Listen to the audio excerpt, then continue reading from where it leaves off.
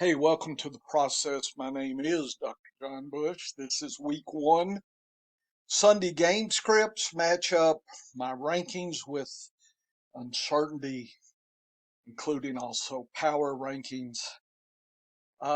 This is all designed not for you to blindly follow, but to inspire that deeper thinking versus just automatically whatever site you're on putting the highest and excluding the lowest projected players. I'm trying to add some more thinking. That's the only thing that I do. You're seeing what I look at, and when you're looking at a system, you're never ever expected to look at one stream of data. You should look at multiple data, landscape, bottom up, top down, all that I've been preaching in all my lessons here.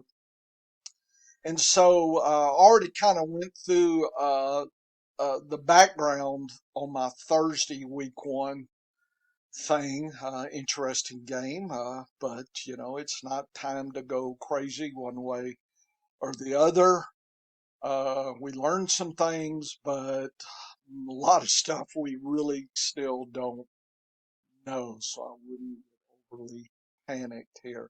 And just the same with the end of Monday morning, everybody's going to be, whatever, chewing and going crazy and whatnot. It's just what we do. Fantasies overreact. So anyway, again, I use my idea of game strips, how the matchups look, my rankings with uncertainty. I use input obviously from Vegas, my defense against the position data, my uncertainty level rankings, kind of a combo. And again, it's not to blindly jump on what the obvious is. I mean, a lot of times, it's pretty clear you should play, the players that are highly ranked, Cooper Cup, Diggs, etc. That's usually straightforward. It's this subtle picks, the harder selections that I think this kind of multiple approach at least gives you some opportunity to do research. And I'm presenting it here. Today is Friday, but I'll have it out by Saturday morning. If you do follow the Science of Fantasy Football .com, our website, me and D Mike hang out and do things. I will post this today, actually. It's just I won't announce it on Twitter until uh, Saturday morning. So if you follow, then you can get a jump ahead here. And I'll do Monday's game, try to have it out Monday sometime before the game that night. Okay, so Vegas. Try to figure out obviously who the favorite, who the underdog is. Are they at home or away? It's very intriguing. What are the projected points? Again, I've got some data that I've never put out there that high shootout type games, you probably will see lots of PPR passing goodness and more defense. Lower scoring predicted games will be more defensive struggle. Maybe some running backs and rushing will be more highlighted. You never really know for sure, but at least it's a begin to start.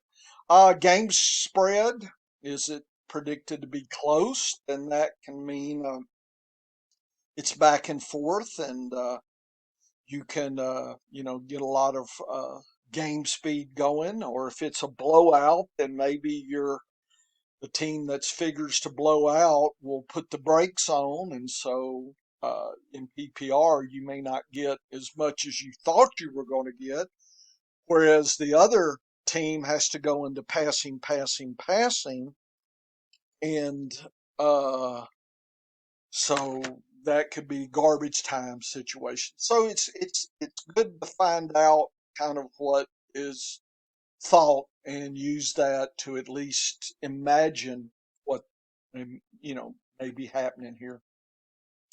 The defense against the position table, the DAPS, this is using 2021 data. It's stale, I understand, but that's all we've got until probably 3 weeks in or something. I'll revamp everything, and each week I will modify. But right now, that's what we got early.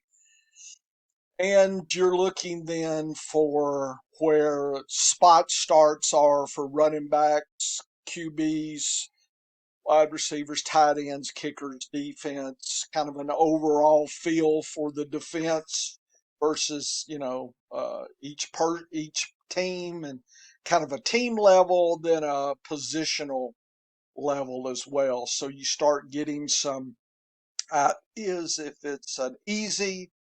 Is it above average easy? Is it below average tough? Is it tough, really easy? Green to red coloration. It's good to know, and that can help break some ties. So I present that information in each game. Then also have the rankings table that I put out in the game format, the team, the player, the position. My ranking, that's Fantasy Sports Professor. That's me. Rankings, so that's FSPR. And then my projected uncertainty level, high, average, or low. That's kind of an algorithm thing that I use. And uh, it gives me a little deeper insight here. My rankings go from 100 to 0, and I scale all positions to that same level. So the idea is 100 in tight end is as good as 100 in wide receiver or running back. So you're not, in a flex situation, you can use that, as a way to break some times as well. The uncertainty levels, again, high, average, or low. Players that have high uncertainty, and even teams can have a high range of outcomes. That means maybe better than I think, but it could be worse. So the ceilings are high, the floor is low, and it can be some nasty surprises there. Low uncertainty players would be pretty close to where I'm thinking the ranking is, and pretty tight on the outcome. So obviously, low uncertainty should be considered in quote safe. High uncertainty would be less safe for lineups or daily fantasy plays. The ranges of outcomes orbits around my ranking that I give 100 to 0 there. So obviously low uncertainty, high ranked players are the best, where high uncertainty, low ranked players are probably not used very often, if at all. So that kind of gives you an idea. And I'm putting this on recording so you can listen to it again if you don't quite get that. And please come back. Again, the whole point is not to tell you what to do, but to inspire some deeper thinking. Yeah, I mean, if you don't want to do that, then just find whatever the projection on ESPN, Yahoo, whatever, and just use that. I mean, you know, that's obviously you don't have to. You won't be listening to me, and that's fine. It's just not what I do, and so you're seeing when I call this whole thing the process. This is my process. First thing when I look at a bunch of games, I like to kind of imagine the weekly power rankings. I calculate my power rankings from the team level rankings. In other words, I look at all the players, figure out what I'm ranking them, and I don't include uncertainty. I just want to see, just with no uncertainty baked in, just kind of wherever team might fall. I have a table, and I sort from the high strength and low strength teams of the week. So this week, in this table, Denver, Cincinnati, Indianapolis are the high ranked teams, and Seattle and Houston are the low ranked teams. And if you plot that, you can see I plotted each team and you can kind of see where they are. So Pittsburgh, for instance, New Orleans would be pretty much near average, right? Miami right there. So not, favored one way, they're just kind of average. And then you can compare the uh, games to, the teams that are high and low ranked and behave accordingly. You would predict low power rankings, maybe those teams are blown out and garbage time may rule, et cetera, et cetera. At least it allows you to think about that. Certainly, using Vegas information as well on top of this power rankings is always interesting. Then I look at the team uncertainty levels. I aggregate how many players are high, average, and low uncertainty and do a ratio of high average divided by the number of low player uncertainty. So I call it the HA/L. And the higher that is, the more risky the whole team is. And again, it's not ranked as far as power, it's just uncertainty levels and range of outcomes. So this week, think about this: Kansas City number one in uncertainty as a team, and in the Giants. Think about the changes and what you think about that. Carolina's number three, Houston number four. So think of Baltimore, Atlanta. Look at those teams. It's like, yeah, that kind of makes sense, doesn't it? I mean, Kansas City has a kind of a tough matchup this week, and they lost Tyreek Hill. So there's a whole bunch of adjustment that's going to go on. The Giants as well, Carolina, Houston. Lots of different changes and things occurring. The safer teams, the Chargers. Tampa Bay, the Jets, the Jets are high or low. It's just they're kind of what they are. Miami, New England. And so this kind of says, okay, these teams are probably going to do what we think they're going to do.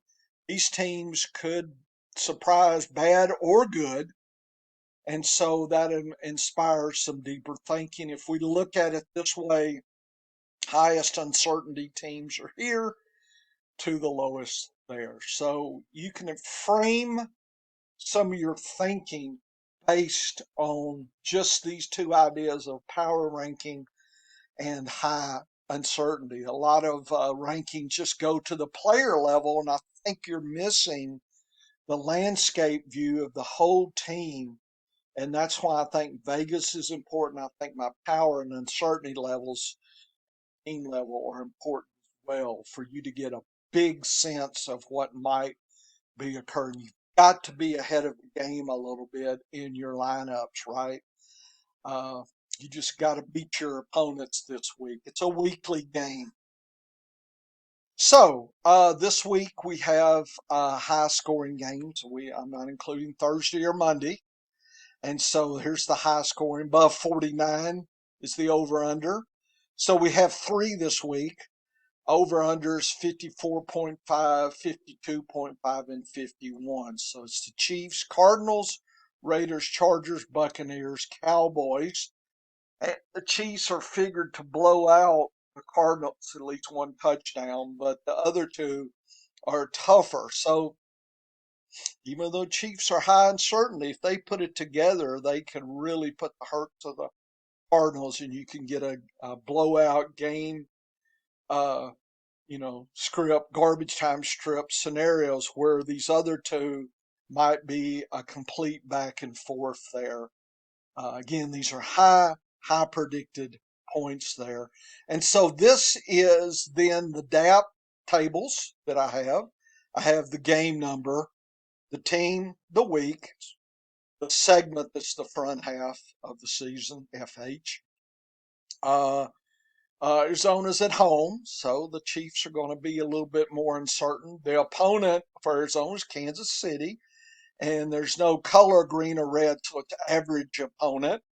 And Kansas City is dealing with a tough opponent right there. So the overall offense, Arizona gets an above average, easy defense from Kansas City. They win by outscoring you whereas Arizona defense can shut down things. So it's really a interesting game that Vegas would think is one of the high, in fact, the highest scoring. So they're either ignoring the Arizona defense or figure the Chiefs will work around that. But we don't know how the Chiefs are going to behave. That's why they're the highest uncertainty this week. The running backs, both teams have tough scenarios, so I would not be necessary. I mean, if you've got the players and you don't have a choice, then play them. But just for daily fantasy sports, and just be aware there's some toughness. Whereas Arizona, Kyler Murray has an easy situation with his Marquise Brown here. Look at that, easy. Zach Ertz is probably not playing, so it's probably good. This is a tough scenario, and I wouldn't be playing the kickers or the here. Kansas City, Mahomes. You don't, the whoever the running back is, Solaire. I don't know. Tough. The Mahomes is below average tough. It's not worse, but it's not easy either. But the wide receivers figure to have an easy. So I see a lot of passing on both, and probably why Vegas did what it did there. Kelsey, tough. So he may struggle for multiple scores. That's what that would tell me. You got to play him. I mean, we drafted him, and but just he may not get you 2 3 scores, but that's fine. I bet he'll get you enough points. It won't be so bad. I'm playing him, but I wish it was starting out differently. Okay, the next 2 games are predicted to be a little less scoring, but still high. Anything above 49 is per shootout territory, and these are predicted to be much closer. Look at the Rams and the Chargers here, both playing easy defenses. Look at the running backs, easy, easy. So Eckler and Jacobs play them all day long here. And Carr gets a nice situation, but notice the wide receivers under both scenarios. So Keenan Allen may not get multiple scores. Okay. Uh, Herbert's going to have to earn his biscuits, but look at the tight ends. So we'll see if Waller's up to the task. He should be. This is his game. And Parham or whoever might be, that may be a surprise this week. If you're streaming, this may be a spot to stream Parham, or I think they've got another tight end. Anyway, not sure which one. The kickers are all good, and the Chargers D is worth a string play this week. So overall, this game makes sense to me. Like I said, Kansas City, I have concerns about the uncertainty. Dallas, Tampa Bay is fairly average. Dallas is above average easy against Tampa Bay. Tampa Bay's a little tough. The running backs are tough, tough, tough. Fournette will earn his biscuits here, and he may not get multiple scores. To me, a lot of times when I see this, especially in daily fantasy sports, I'm probably looking elsewhere for these multiple touchdown type players that you might need to get to win a tournament or something. I'm not sure this is the week to play Elliott or Pollard or Fournette there. Uh, uh, uh, uh, Prescott, easy, and his wide receivers. CeeDee Lamb should feast and feast and feast. Tolbert, I don't think Gallup's playing, so Tolbert's in there. Schultz, those are all got to play them. Tampa Bay, you want to play Evans, you want to play Julio, probably is a tiebreaker. I guess if Godwin plays, he's on there. Gage might even slip in and get a score. Uh, the tight end, they could use Gronk here. Okay, I wouldn't use the kicker or the D's. But as D Mike said in our podcast this week, I said, well, they don't have Gronk. That's too bad. He said Julio Jones can play that role in the red zone. So I think that made sense to me that Julio Jones may take advantage of his skill set in the red zone. So if Tampa Bay could get down there, Julio may surprise and fall in the end zone as well. So I expect a high passing game, and that's why Vegas is in there as well. Okay.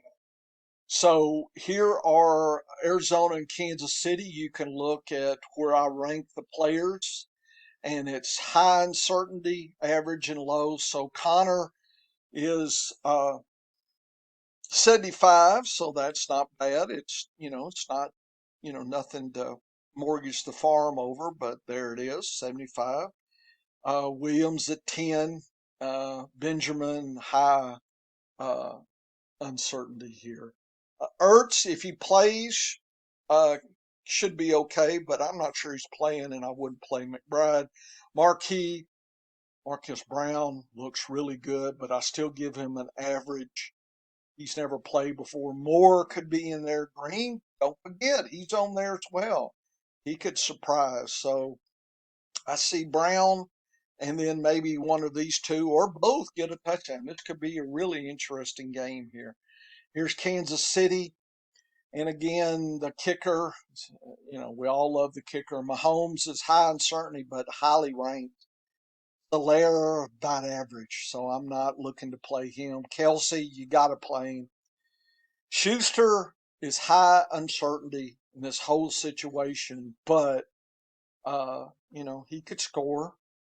But MVS and Hartman. Notice I kind of all this had them kind of one, two, three, actually one A, B, almost a one C. I'm not sold that Schuster is the clear number one yet. Well, I'll be watching that scenario as well. Okay. Here is Vegas. Here's Jacobs. I think he potentially is a play. Carr's uncertain but average.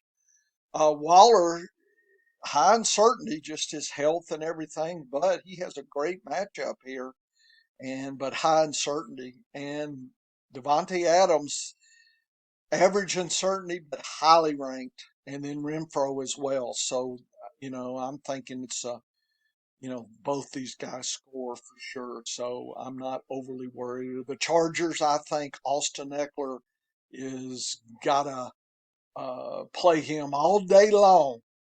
Okay, if I'm playing a cash game in DFS, I I consider him. Everett might collect. It's not Parham, it's Everett. If he's playing, then he has an opportunity. Keenan Allen's going to earn his biscuits, but he's average uncertainty this week. It's a little tough. And then Mike Williams, I've got them almost 1A, 1B. But Williams, a little bit less uncertain than Allen. So we'll see how that goes here. I'm not sure Palmer's ready to make that play here. Dallas, Ezekiel is risky. No, I'm sorry, uncertain. Pollard less uncertain right there. Dak 60. Probably I'm a little low on Dak. I think he can do better than that. But anyway, I've got him high uncertainty. Sometimes I make this before I even look at Vegas. Schultz is a straight up play here, folks. Cash all day. Lamb, just high uncertainty with Prescott there. Tolbert could surprise us as well. And then Tampa Bay, Fournette is low uncertainty, but I just don't know if he's got a tough way to go. Brady, 70%. Kind of worried about his mindset here. I just don't. I've got him drafted in some league. I'm just afraid he's going to lose in a few games and just say, screw this. I just don't know how I committed this year. I'm worried about that. Great. Uh, should have an opportunity, but I think Julio Jones might be the great in the red zone here. Evans, number one, Godwin and Russell Gage, because of Godwin's health, is average, and Russell Gage has an opportunity as well. But I think Evans should score, and maybe these guys pick up a score too. Uh, so that's about all I'm going to do. I've got the rest of the information. You can look at that at the article, but I'm not, you don't want to hear another hour of me running my mouth when I pretty much showed you how to read and figure this out. So I'm going to let it go from there. If there's a great cry for me to run my mouth more, I know there won't be a great cry. But anyway, I'm going to post the high scoring talk, and then I wish you good luck, and then come back. I'll try to do Sunday's game as well. Sorry, Monday's game as well. Woo woo, we're having fun.